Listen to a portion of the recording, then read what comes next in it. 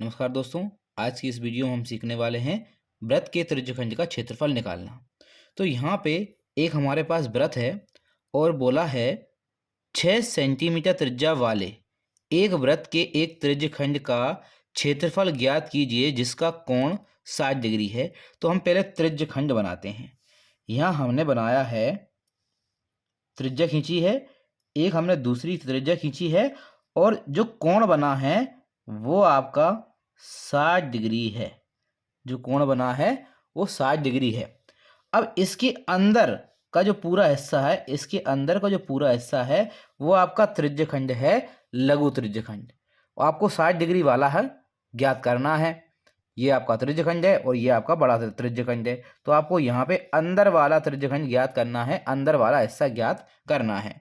इसकी जो त्रिज्या है वो है आपकी 6 सेंटीमीटर। ये आपकी त्रिज्या है कितनी? 6 सेंटीमीटर। तो ये भी कितनी होगी? 6 सेंटीमीटर, क्योंकि दोनों आपकी क्या है? त्रिज्या है।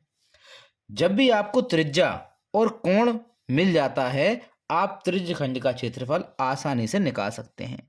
तो पहले हम लिखते हैं दिया है। दिया क्या है? हमको दिया है वृत्त की त्रिज्या।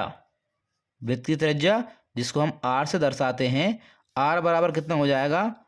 6 सेंटीमीटर हो जाएगा। r बराबर कितना हो जाएगा? 6 सेंटीमीटर। और इसके बाद कोण दे रखा है तो हम लिखते हैं वृत्त का कोण। कोण यहाँ पे हम इसको थीटा मानेंगे। बराबर कितना दे रखा है आपको? 60 डिग्री दे रखा है। अब आपको यहाँ पे त्रिज्यखंड का क्षेत्रफल ज्ञात करना है। तो हम लिखते हैं वृत्त के त्रिज्यखंड, वृत्त के त्रिज्यखंड का क्षेत्रफल। इसको निकालने के लिए फॉर्मूला होता है आपका थीटा बटे 360 pi r square, pi r square. अब ये कैसे बनता है? आपके पूरे वृत्त का क्षेत्रफल होता है पाई आर स्क्वायर और आपको पता है एक पूरा चक्कर लगाने में आपके कितने डिग्री बनते हैं? 360 डिग्री बनते हैं।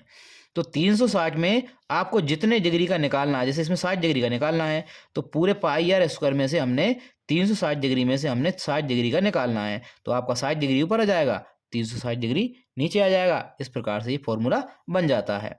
यहाँ पे हम थीटा का मान क्या लिखते हैं? 60 लिखते हैं। बटे में आपका कितना है? 360 है।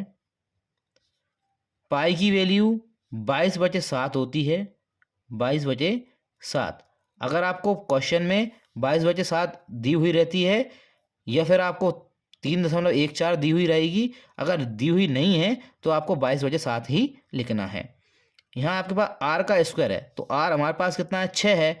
तो जब 6 का स्क्वायर करेंगे तो ये कितना हो जाएगा? 6 गुणा 6 हो जाएगा। अब इसको हम सॉल्व कर लेते हैं। हमने 0 से 0 काट दिया है, 6 से हमने 36 को काटा, 6 बार चला गया और हम 6 से 6 को काट देते हैं। तो अब आपके पास क्या मिलेगा? 22 का गुणा हम 6 में करते हैं तो 6 दूनी 12 और 6 दूनी 12 और एक हमारा हासिल का 13, 132 और बटे हमारे पास कितना रहेगा? 7 रहेगा। ये किसका है? सेंटीमीटर में है तो ये सेंटीमीटर क्या आ जाएगा? स्क्वायर आ जाएगा, क्योंकि हम क्षेत्रफल निकाल रहे हैं। क्षेत्रफल को हमेशा आपको स्क्वायर में लिखना है, यूनिट के स्क्वायर में लिखना है।